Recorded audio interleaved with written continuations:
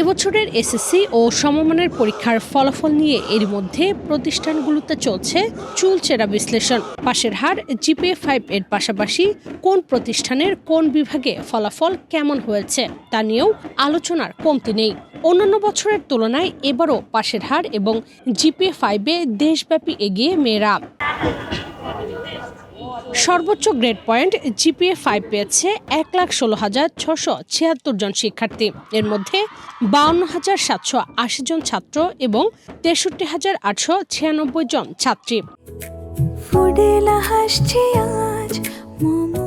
ফুডেলা একটি নাবিল পণ্য। অর্থাৎ এবার GPA-5 পাওয়া শিক্ষার্থীদের মধ্যে ছাত্রের তুলনায় 11,116 জন ছাত্রী বেশি। GPA-5 অর্জনে মানবিক ও বাণিজ্য বিভাগের তুলনায় এগিয়ে আছে বিজ্ঞান বিভাগের শিক্ষার্থীরা। তবে চলতি বছর মানবিক বিভাগের ছেলে শিক্ষার্থীদের মধ্যে বড় ধরনের অবনমন দেখা গেছে। 9টি সাধারণ শিক্ষা বোর্ডের ফলাফল বিশ্লেষণে দেখা যায় এই বিভাগে ছাত্রদের পাশের হার মাত্র 41.14%। অর্থাৎ মানবিক বিভাগে পরীক্ষায় অংশ নেওয়া প্রতি 100 ছাত্রের মধ্যে প্রায় 59 জনই পাশ করতে পারেননি। 10 আগস্ট সোমবার প্রকাশিত 2026 সালের এসএসসি ও সমমানের পরীক্ষার ফলাফল বিশ্লেষণ করে এ তথ্য পাওয়া গেছে। এদিন সকাল 10টায় শিক্ষা মন্ত্রণালয়ের সম্মেলন কক্ষে আনুষ্ঠানিকভাবে ফল প্রকাশের উদ্বোধন করেন শিক্ষামন্ত্রী ডক্টর আনম্য এহসানুল হক মিলন। এ সময় দেশের সব শিক্ষা বোর্ডের চেয়ারম্যান শিক্ষামন্ত্রীর কাছে পরীক্ষার ফলাফল হস্তান্তর করেন। 9টি সাধারণ শিক্ষা বোর্ডের 3টি বিভাগের মধ্যে মানবিক বিভাগেই ছাত্রদের পাশের হার সবচেয়ে কম। এ বিভাগে ছাত্রীদের পাশের হার অবশ্য তুলনামূলকভাবে বেশি, 54.38%। অর্থাৎ মানবিক বিভাগে ছাত্রীদেরও প্রতি 100 জনে প্রায় 46 জন পাশ করতে পারেনি। মানবিক বিভাগের ছাত্র ও ছাত্রীদের পাশের হারের ব্যবধান 13.24%। অর্থাৎ একই বিভাগে ছেলেদের তুলনায় মেয়েরা উল্লেখযোগ্যভাবে ভালো ফল করেছে। বিভাগভিত্তিক ফলাফলে দেখা গেছে মানবিকের তুলনায় বিজ্ঞান বিভাগে ফলাফল অনেক ভালো। বিজ্ঞান বিভাগে ছাত্রদের পাশের হার 77.39% এবং ছাত্রীদের 83.70%। ব্যবসায় শিক্ষা বিভাগে ছাত্রদের পাশের হার 59.98% আর ছাত্রীদের 69.92%।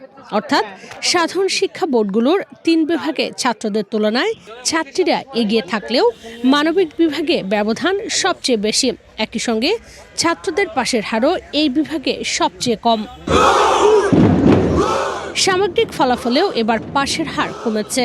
9টি সাধারণ শিক্ষা বোর্ডে এবার গড় পাশের হার 64.05%। গত বছর এ হার ছিল 68.04%। অর্থাৎ সাধারণ শিক্ষা বোর্ডগুলোতে 1 বছরের ব্যবধানে পাশের হার কমেছে 3.99%। সাধারণ শিক্ষা বোর্ডগুলোর মধ্যে এবার সবচেয়ে বেশি পাশের হার ঢাকা বোর্ডে 71.63%। এরপর যশোরে 66.27%, কুমিল্লায় 65.42%, রাজশাহীতে 63.67%, বরিশালে 60.35%, চট্টগ্রামে 59.48%, সিলেটে 58.33%, দিনাজপুরে 58.05% এবং ময়মনসিংহ বিভাগে 57.39%। সার্বিকভাবে এসএসসি ও সমমানের পরীক্ষায় এবার পাশের হার 62.25%। গত বছর এ হার ছিল 68.45%। 1 বছরের ব্যবধানে সার্বিক পাশের হার কমেছে 6.20%। এবার GPA-5 পেয়েছে 1,16,676 জন শিক্ষার্থী। গত বছর GPA-5 পেয়েছিল 1,39,032 জন। ফলে 1 বছরের ব্যবধানে GPA-5 পাওয়া শিক্ষার্থীর সংখ্যা কমেছে 22,356 জন। চলতি বছরের এসএসসি ও সমমানের পরীক্ষায় মোট 18,57,344 জন শিক্ষার্থী ফর্ম পূরণ করেছিলেন।